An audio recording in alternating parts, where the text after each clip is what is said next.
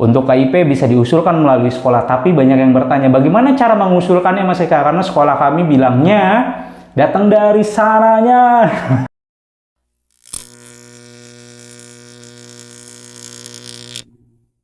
Bagaimana sih sebenarnya proses untuk pendataan PIP ataupun KIP ini? Ya, karena proses dari pendataan PIP dan KIP ini bisa dibilang sangat dikit yang membagikan informasinya, bahkan hampir ya hanya beberapa saja yang membuat konten tentang PIP ataupun KIP. Karena informasinya memang sangat-sangat minim dan sangat sedikit sekali perihal tentang KIP ataupun PIP, sehingga apa? Banyak yang tidak tahu dan akhirnya tidak terserap dana PIP ataupun KIP, padahal dana untuk KIP ataupun PIP tahun 2024 dan tahun 2025 nanti itu besarannya seperti ini.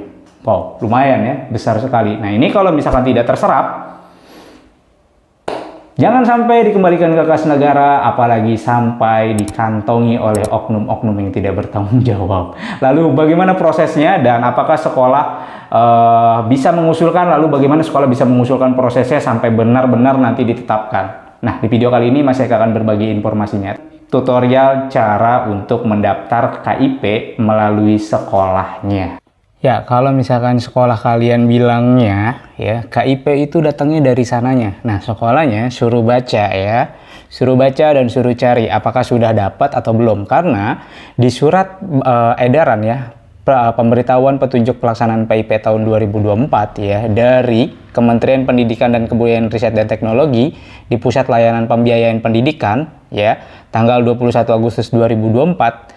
Di situ kepada Kepala Dinas Pendidikan Provinsi dan Kepala Dinas Kabupaten ataupun Kota. Nah, ini wajib menyampaikan ke sekolah-sekolahnya. Apakah surat ini sampai ke sekolahnya atau tidak? Ya, coba ditanyakan. Kemungkinan sih dapat lah ya, nggak mungkin nggak dapat. Pasti ini di-share oleh Kepala Dinas Provinsi dan Kepala Dinas Pendidikan Kabupaten ataupun kotanya. Di sini ya menjelaskan tentang Peraturan Sekretariat Jenderal Kementerian Pendidikan Kebudayaan Riset nomor 7 tahun 2024 tentang ya petunjuk pelaksanaan program Indonesia Pintar Pendidikan Dasar dan Pendidikan Menengah dicabut dan dinyatakan tidak berlaku. Untuk yang nomor 7 ini ya diganti menjadikan nomor 19 ya. Nomor 19 tahun 2024 tentang petunjuk pelaksanaan program Indonesia Pintar Pendidikan Dasar dan Pendidikan Menengah ya. Bunyinya apa? Yang 19 tahun 2024. Nah, yang 19 tahun 2024 ini ada di samping ya, di sini ya salinannya. Persetujuan Peraturan Sekretariat Jenderal Kementerian Pendidikan Kebudayaan dan Riset Teknologi nomor 19 tahun 2024 tentang petunjuk pelaksanaan program Indonesia Pintar Pendidikan Dasar dan Pendidikan Menengah ya. Di sini isinya ya adalah tata cara untuk mengajukan KIP ataupun PIP. Nah, bagaimana sih sebenarnya tata caranya? Di bab 3 ya, di mekanisme pelaksanaan, di sini jelas banget tertulis para warga sekolah. Jadi di sini ada poin A dan di A ini ada 2 poin ya. 1 ya, sumber data calon penerima PIP Dikdasmen ya. Data calon penerima Dikdasmen penerima KIP ya. Nah, untuk yang PIP, data peserta didik pemegang KIP merupakan data peserta didik yang bersumber dari Dapodik. Ingat, dari Dapodik. Ya, Dapodik siapa yang pegang? Dapodik ya sekolahnya ya. Yang dipadankan dengan ya DTKS, kemudian penerima sasaran percepatan penghapusan kemiskinan ekstrim P3KE atau sumber data kemiskinan lainnya yang dikeluarkan oleh pemerintah tersebut atau pemerintah pusat ya. Jadi datanya diambil dari 3 ini. Data dari Dapodik disandingkan dengan 3 data ini ya. Kemudian yang kedua, DTK sebagaimana dimaksud pada angka 1 yang ini ya, itu diurus oleh penerima bantuan sosial atau dari Dinsos. Kemudian di sini ada P3E dan segala macamnya. Nah, Mas Eka akan fokus ke poin B, di mana permasalahan ini selalu dijawab oleh teman-teman di sekolahan. Datanya datang dari sananya, padahal bukan dari sananya. Di sini jelas banget di poin B. Nih, di sini Mas Eka akan perjelas ya. Di sini Mas Eka akan perjelas ya. B, poin B nih ya. Semoga ini bisa menjadi pencerahan untuk teman-teman di sekolah yang mungkin belum mendapatkan informasinya, atau para warga sekolah yang menanyakan ke sekolahnya kemudian dijawab datangnya dari sana ya. Coba sekolahnya suruh baca ini ya. Data calon penerima PIP Dikdasmen dari keluarga miskin, rentan miskin dengan pertimbangan khusus bersumber dari ya 1. Usulan dari Dinas Pendidikan Provinsi ya dan Dinas Pendidikan Kabupaten ataupun Kota dengan ketentuan sebagai berikut. Jadi, Dinas Pendidikan dan Dinas Kabupaten ataupun Kota bisa mengusulkan dengan kriteria sebagai berikutnya. Pertama, Satuan pendidikan mengusulkan peserta didik calon penerima PIP Dikdasmen dengan tahapan sebagai berikut. Jadi, ya, dinas ataupun suku dinas, ya, bisa mengusulkan kalau satuan pendidikan mengusulkan peserta didik calon penerima PIP Dikdasmen dengan tahapan sebagai berikut. Jadi kalau misalkan dijawab, datangnya dari sananya mana? Dari atas penunggu di bawah, di poin A, ya. Di poin A ini jelas banget tertulis, ya.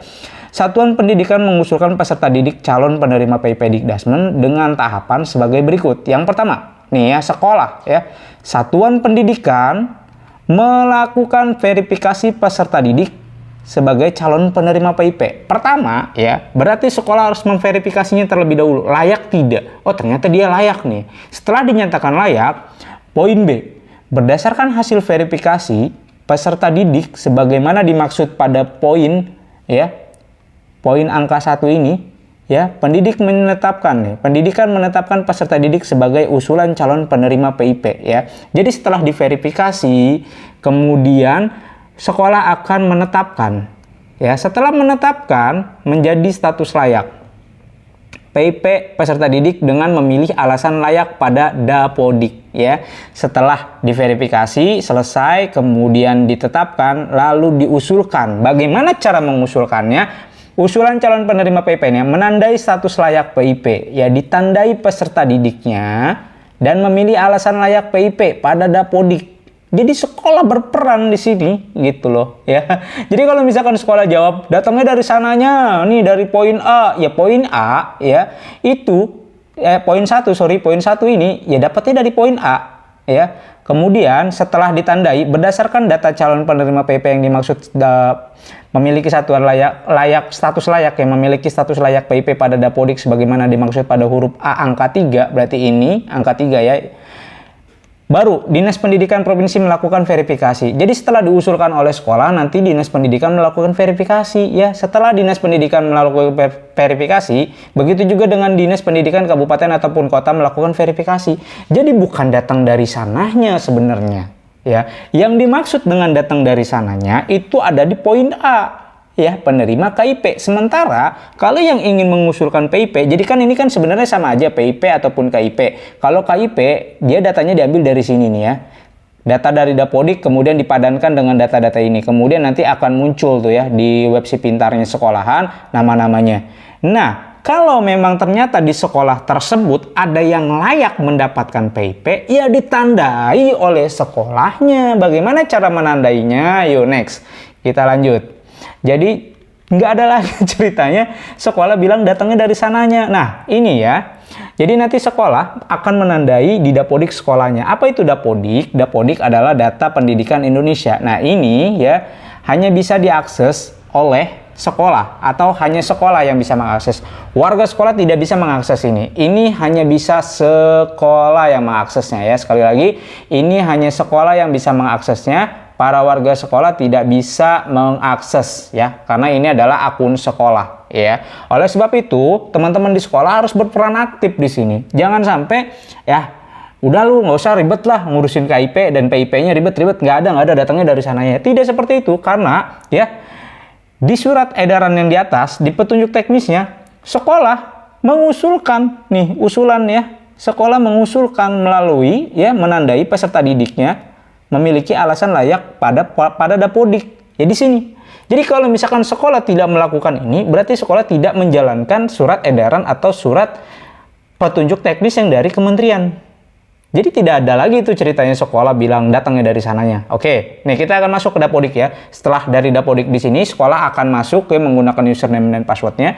Maka nanti sekolah akan masuk di halaman utama sekolah. Nah, di halaman utama sekolah, sekolah wajib memilih, ya, peserta didik. Ya, menu peserta didik di sini, ya. Oke, masih keganti dulu jadi warna merah agar terlihat peserta didik di sini, ya. Setelah mengklik peserta didik, nanti akan muncul menu di sini, ya. Di sini peserta didik yang terdaftar dan peserta didik keluar. Kita klik yang peserta didik terdaftar, ya. Setelah peserta didik terdaftar, nanti akan muncul. Di sini saya akan contohkan, di sini namanya Abdul Ghani Rifai, contoh, ya. Sebagai dia layak nih sebagai penerima PIP, ya, tapi belum menerima PIP-nya, ya. Dan dia mengusulkan lapor, saya pengen dapat PIP. Nah, kita tanya dulu apakah memenuhi syaratnya. Syaratnya nanti kita akan bahas di bawah ya. Nah, ini kita cari dulu nih. Oh, Abdul Ghani Rifai. Oke, ya kan? Katanya dia siswa miskin. Mana bukti-buktinya bahwa dia punya SKTM atau DTKS atau apalah bukti-bukti lain yang memang menyatakan anak tersebut layak untuk mendapatkan PIP. Nah, kita klik. Setelah kita klik ya. Jadi data siswanya diklik, klik ubah ya. Nanti akan muncul seperti ini. Nah, di sini ada data peserta didiknya. Di sini ada data pribadi, nama, jenis kelamin, NISN, keluarga negara, NIK, nomor KK, tempat lahir, tanggal lahir, nomor registrasi akte dan segala macamnya. Ini wajib terisi ya. Jangan sampai ada yang tidak terisi karena variabel ini juga nanti akan menentukan. Oke. Setelah ini terisi semua, nah masih di halaman yang sama. Disinilah kita akan memproses atau menandai peserta didik tersebut sebagai penerima KIP ataupun PIP ya. Nah, di sini Abdul Ghani Rifai. Di sini ada penerima KPS atau PKH. Oh, kalau dia tidak menerima KPS atau PKH ya tandai tidak. Tapi dia ternyata memiliki KPS ataupun PKH. Ya, berarti ditandai sebagai penerima. Apakah punya PIP? Wah, dia tidak punya PIP, maka ditandai tidak punya. Oh, dia punya KIP-nya ditandai. Apakah peserta didik tersebut tetap akan menerima PP? Iya, ya.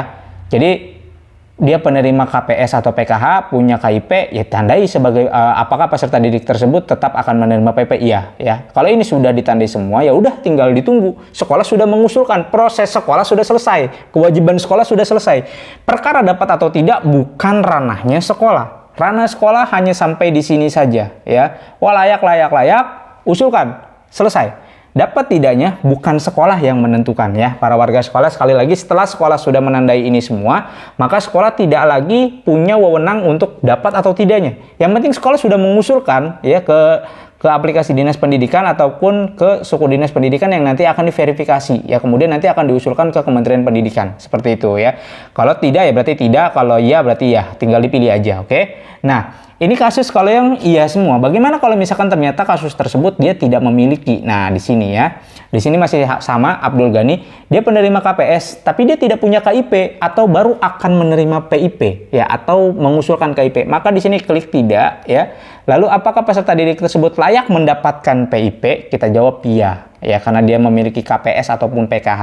Nah, tidak semua siswa di sekolah itu bisa mengusulkan. Hanya alasan kriteria layak PIP inilah yang bisa mengusulkan. Apa aja? Yang pertama adalah daerah konflik, kemudian dampak bencana alam, kemudian kelainan fisik ya, disabilitas, kemudian keluarga terpidana atau berada di lapas ya. Jadi orang tuanya berada di lapas atau orang tuanya binaan lembaga pemasyarakatan. Terus pemegang PKH, KPS ataupun KKS ya di sini ya. Kemudian ada pernah drop out ya. Siswa miskin, rentan miskin, yatim piatu, panti asuhan, panti sosial. Jadi kalau misalkan anak yatim ya, sertakan surat akte kematian orang tuanya ya. Terus siswa miskin sertakan SKTM ya kalau di daerah-daerah atau terdaftar di DTKS ya kalau di beberapa daerah juga. Nah, kalau pernah drop out, pernah keluar, alasannya apa? Kemudian pemegang PKH ataupun KPS ataupun KKS ya kasih kartu KPS ataupun KKS-nya ya. Kalau keluarga terpidana ya di sini minta surat keterangan dari lapasnya, kelainan fisik berarti disabilitas, dampak bencana alam ini daerah konflik minta surat keterangannya ya. Ini semua harus ada dokumennya. Agar apa? Teman-teman di sekolah nanti menginputnya berdasarkan dokumen tersebut. Oke. Setelah itu, kalau kita punya PIP bagaimana Mas Eka? Ya kan, kalau kita punya PIP, ya lapor ke sekolahnya, saya penerima PIP sebelumnya, maka nanti sekolah akan menandai tandanya apakah punya KIP? Iya punya ya. Ya, berarti iyanya 3 kali, maka tidak ada alasan. Udah tinggal ditunggu ya. Tapi kalau misalkan dia tidak punya PIP ataupun belum pernah punya KIP, dia akan mengusulkan KIP-nya ya tandai sebagai tidak punya dan akan menerima ya, maka nanti akan dipilih alasannya. Seperti itu para warga sekolah. Jadi nggak ada lagi alasannya sekolah bilang datang dari sananya. Ini sekolah bisa mengusulkan, dan perlu dicatat dan ditegaskan bahwa sekolah hanya bertugas mengusulkan, tidak ada wewenang sekolah bisa pasti akan dapat ya. Sekolah hanya bertugas sampai di sini, mengusulkan dan menandai. Setelah itu sekolah selesai ya. Perkara dia dapat atau tidak bukan ranahnya sekolah. Seperti itu para warga sekolah. Ya, jadi seperti itu para warga sekolah proses untuk menandai kita sebagai penerima PIP ataupun KIP di dapodik sekolahnya. Jadi kalau misalkan sekolahnya masih bilang datanya dari sananya. Coba kasih video ini, terus sekolahnya suruh baca ya peraturan Sekretaris Jenderal dari Kemendikbud ya perihal tentang juknis dari PIP-nya. Kemudian ya sekolahnya suruh sering-sering banyak cari informasi seputaran tentang KIP ataupun PIP-nya. Ya kalau misalkan sekolah bilang nggak bisa, sekolah tidak bisa mengusulkan. Dasarnya apa? Gitu. Karena di peraturannya, di juknisnya sekolah dapat mengusulkan melalui dapodik sekolahnya. Ya ada dua faktornya. Mungkin sekolahnya tidak tahu atau memang sekolahnya tidak ingin mengusulkan. Oke, mungkin itu aja informasi yang bisa Mas Eka sampaikan. Mudah-mudahan informasi ini bisa bermanfaat untuk para warga sekolah. Mas Eka undur diri. Sampai jumpa di konten berikutnya. Wassalamualaikum warahmatullahi wabarakatuh.